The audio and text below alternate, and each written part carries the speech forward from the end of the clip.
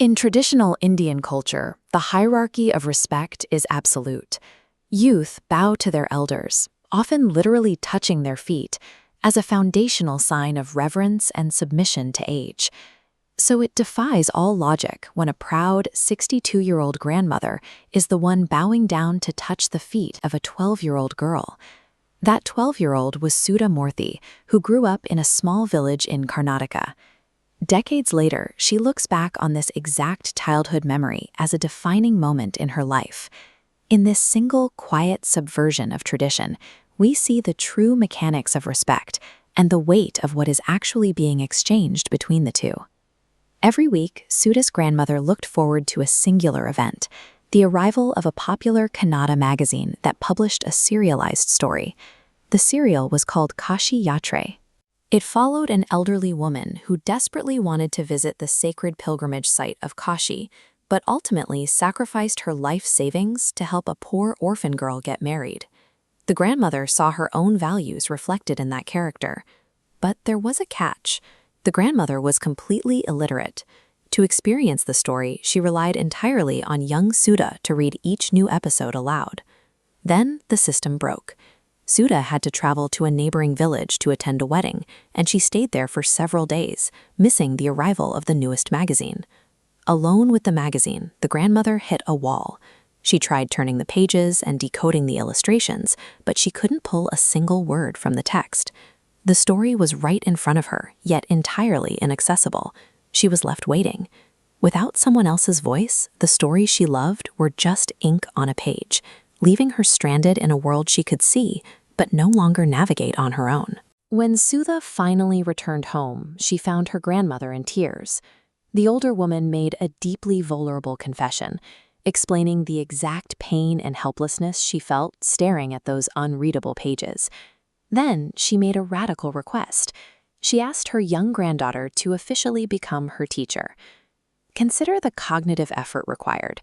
At 62, she was asking to map out the complex curved characters of the Kannada alphabet from absolute scratch. Every day they sat down together.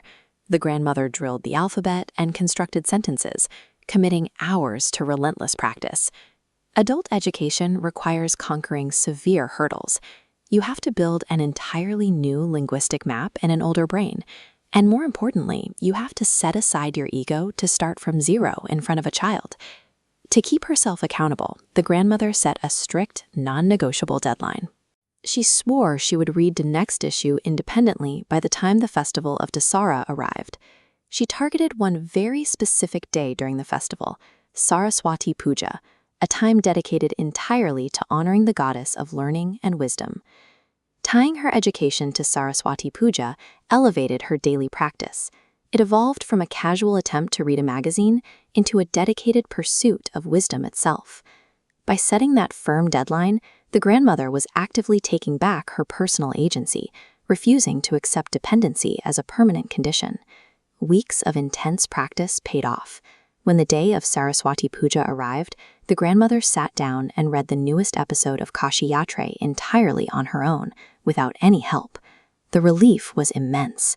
For the very first time in her life, she consumed a story directly, experiencing the narrative without needing a translator to act as a bridge.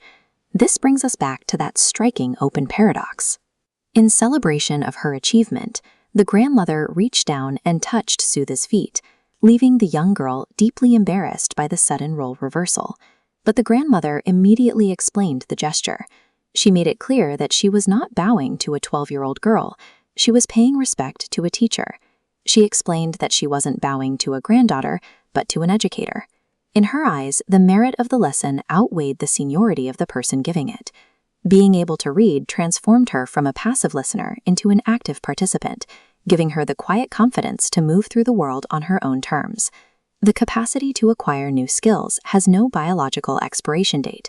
Regardless of where you are in life, it is never too late to dismantle your dependencies and claim your independence.